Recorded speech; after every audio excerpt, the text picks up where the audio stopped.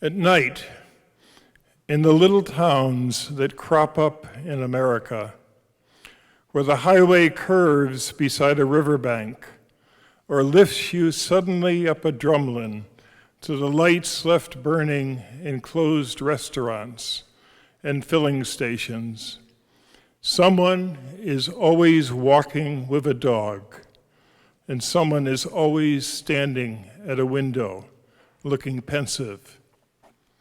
And if you drive on further through the pensive fields and leaning forests of America, singing or dreaming, and you share the wheel with someone you love, you will likely see a bank of stars in the west, tuned to an all-night station playing crazy rock.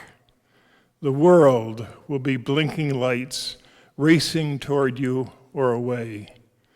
Your headlights picking up old things along the highway, pensive and dilapidated barns, abandoned railroad stations, the culverts, junkyards, flagpoles of America that never left the 30s, the small town bank closed for the Depression, then reopened. Someone is always starting out or starting over. Someone in jeans and open shirt has seen her name in lights or told a cow-licked boyfriend he can bank upon the future. In every town, a pensive father reminisces to his son about America, or a priest is walking slowly through the stations of the cross, praying he might rise above his station in this anguished life, becoming someone truly worthy, truly, truly worthy.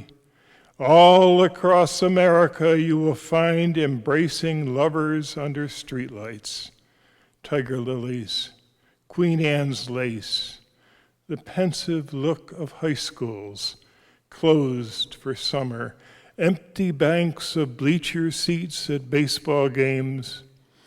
And if you bank hard where the highway curves, and if you station yourself securely at the wheel, sooner or later pensive thoughts will overcome you.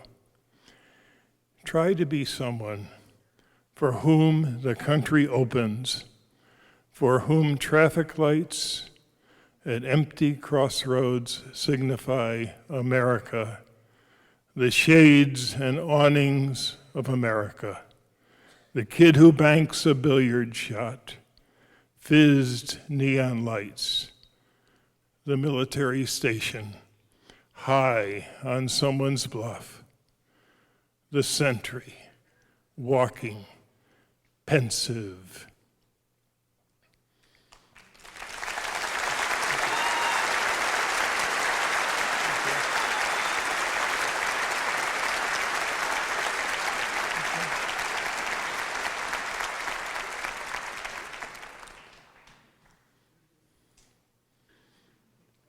And I don't know if Garrison has disappeared or if I should go right on with the next poem. I should probably, no, here he comes. Would you like me to go right on? I'm just thinking, is there a test on that poem? Or do you know what the form of that poem is? Sestina. It's a sestina, correct. Right. Right, with the same last word ending, 6 words, and each stanza ends with one of those 6 words. And in the last stanza, all 6 words are included in 3 lines. Yes, it's like you know a puzzle. This. Right. A puzzle. Right. I wrote one as an assignment and have never written one since. That's the only one I could ever write, too. Okay. Read another poem. Sure. And in keeping with the idea of towns, I read at one point that Europe is the place that has small, sleepy old towns.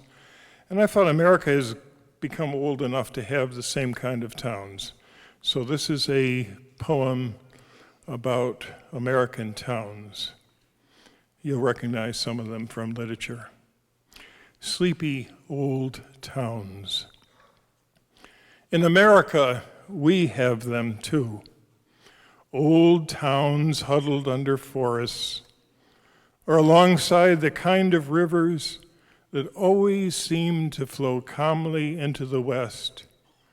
Here are the antique shops, the Oak Lane walks, the lullabies, the slow falling snows and cellars and attics and antebellum porches, and the tinny sound of old radios. Towns that never flourished, towns where everything lingers too long, where moss grows under the shutters of dilapidated houses, and no one seems young. Rip Van Winkle towns, Winesburg, Ohio, Poker Flats, Hannibal, Missouri, the heartbreak town of Grover's Corners, and the dog-eared one of Yellow Sky. And out on the river, the mist, and deep in the forest, the devil, where the world's just an eagle's wing in the dust, or a cloud, or the moon growing pale. The devil entices the good man who ventures too far. The river's too dark. You'll lose your way. You'll drown in it, even under the stars. Morningtown, Frenchman's Bend, Lonesome Dove, Gopher Prairie, Eatonville, Cooperstown, old Eben Flood lying drunk on the hill over Tillsbury.